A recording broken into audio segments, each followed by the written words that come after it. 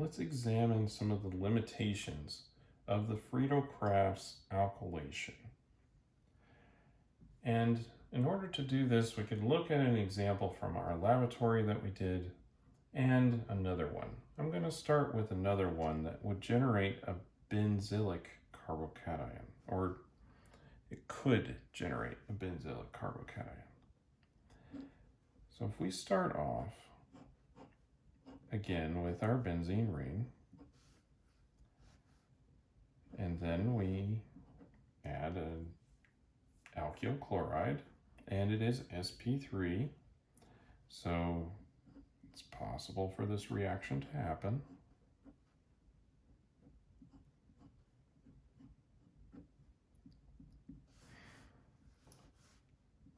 Add our catalyst, aluminum chloride, and what we're expecting, or we might be expecting, is substitution at this carbon. But what we're going to see is we'll get more substitution at the benzylic carbon. Now it should be clear why we get more substitution at the benzylic carbon.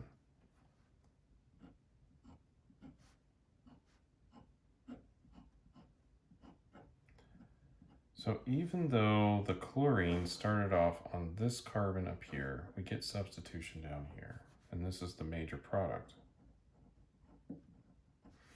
Now the minor product, the one that we may have been expecting or may have even desired,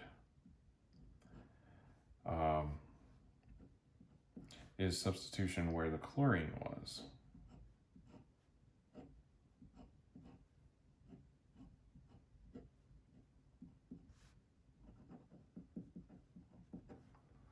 So what exactly is happening?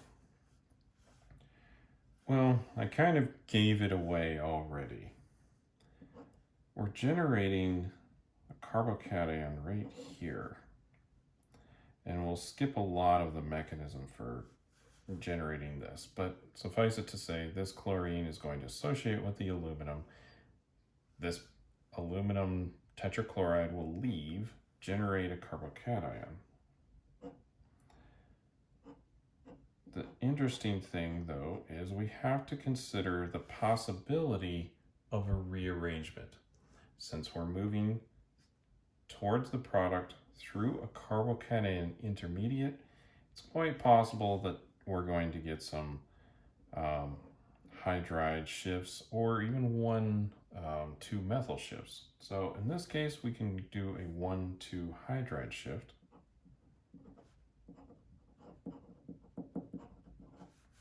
Like so. And we'll generate a much more stable carbocation. It's in the benzylic position.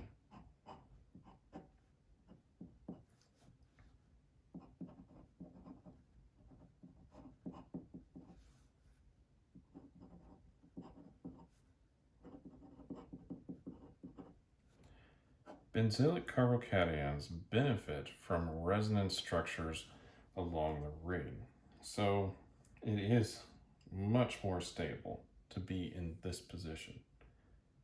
That is why we get substitution mostly at the benzylic carbon. Now, if that's what we want, that's fine, but keep in mind rearrangements are quite possible. Now let's look at what happened in our laboratory experiment that we did. So we started off with benzene, and then we added 1-chlorobutane.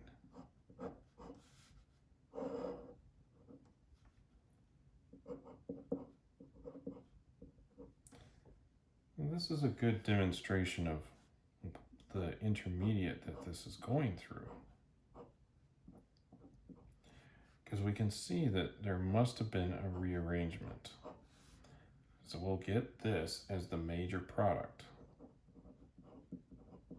This branched, or let's just call it secondary butyl. And we'll also get this minor product, which is the linear one.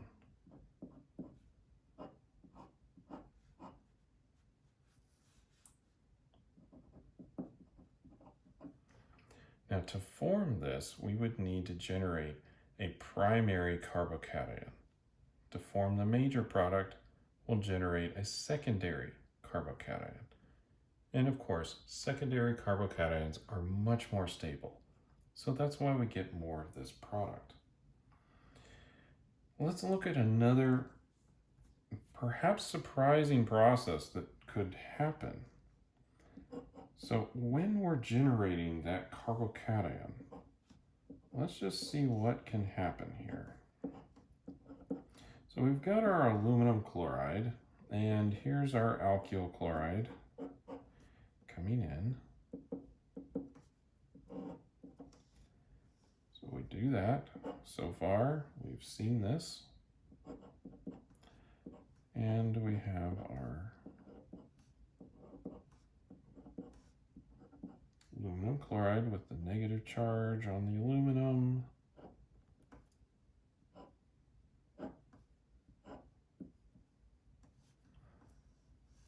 And here's our carbon chain, positive charge on the chlorine here. And now let's look at what could happen. So we have a carbon there. We're going to have a hydrogen right here, right? So it is possible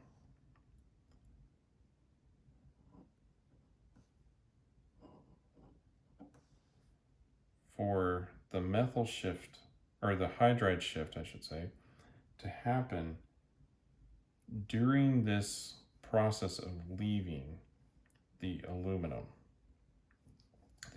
chloride. And so we might skip forming a primary carbocation altogether. And in this case, we would generate a secondary carbocation.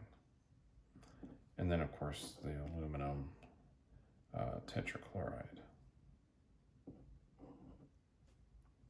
And then the rest of the mechanism can proceed.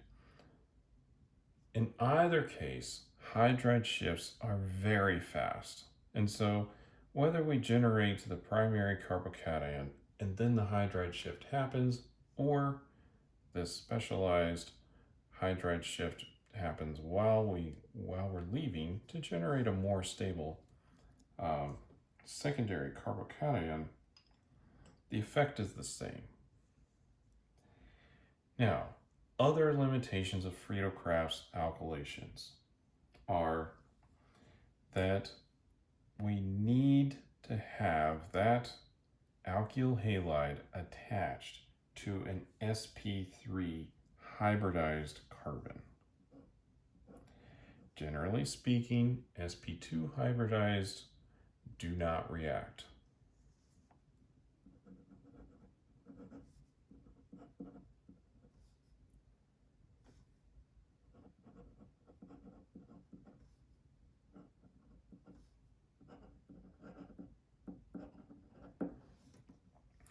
So we'll need that carbon that has the halide on it to be sp3.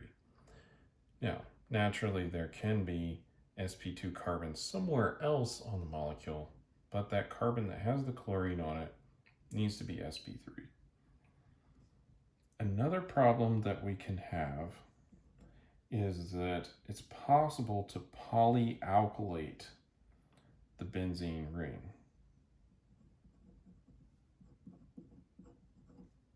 And that is react more than once.